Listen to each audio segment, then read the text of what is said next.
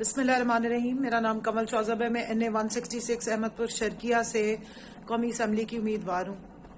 آج اتوار کے دن دوپہر کو تقریباً 12 بجے ہم نے پرامن اپنی الیکشن ریلی کی کال دی ہوئی ہے، جو کہ اس حلقے میں میری کوئی پہلی الیکشن کی کیمپین ہوگی.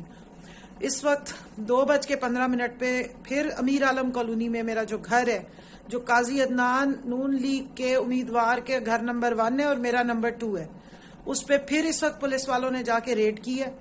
اور ادھر صرف میری والدہ اور کچھ خواتین ہیں جو وہاں گھر میں موجود ہیں، اور ان کو پھر بلا کے ہراس کیا ہے. ان سے صرف یہ کہا ہے کہ کمل شوذب اور آپ لوگوں میں سے کوئی ریلی نہیں نکالے گا، آپ کو کسی قسم کی ریلی کی اجازت نہیں ہے.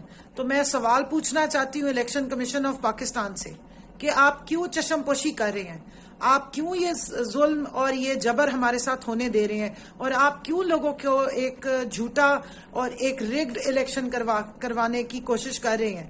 مجھے بتائیں کہ جب IG پولیس اور الیکشن کمیشن اور کورٹس جو ہیں وہ کہتی ہیں کہ یہ آئینی حق ہے، کسی امیدوار کو روکا نہیں جائے گا، تو میرے حلقے میں 12 قومی اسمبلی کے امیدواروں میں سے صرف ایک میں ہوں جس کے گھر پہ دعوے بولے جا رہے ہیں، جس کے آج 25 ورکرز کے گھر پہ دعوے بولے گئے ہیں، اور ان میں سے پتہ نہیں کتنوں کو اس وقت تک اٹھا لیا گیا ہے. حد یہ ہے کہ میرا جو PP 250 کا امیدوار ہے MPA کا ملک مجیب مڈل، اس کو بھی اٹھا لیا ہے، جو خود ہائی کورٹ کے ایڈوکیٹ ہیں. دوسرے امیدوار جو میرے پینل کے 249 کے جواد لودھی صاحب ہیں، اس کے گھر میں 3 ریڈز کی ہیں.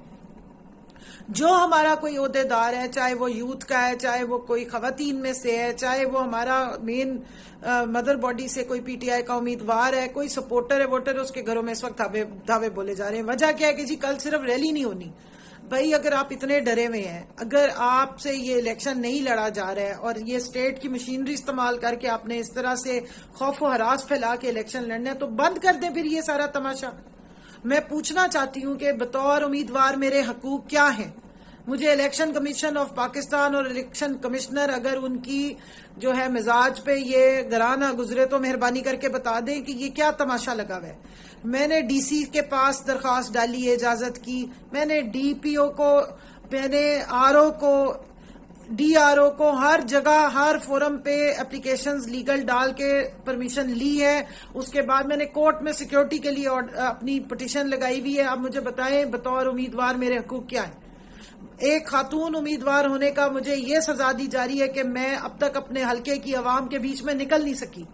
یہاں پہ 11 امیدوار دندناتے پھیرے ہیں، صبح دوپہر شام وہ اپنی ریلیز کر رہے ہیں، بڑے بڑے جلسے کر رہے ہیں. یہاں بلاول جلسہ کر گیا ہے، یہاں شہباز شریف جلسہ کر گیا ہے.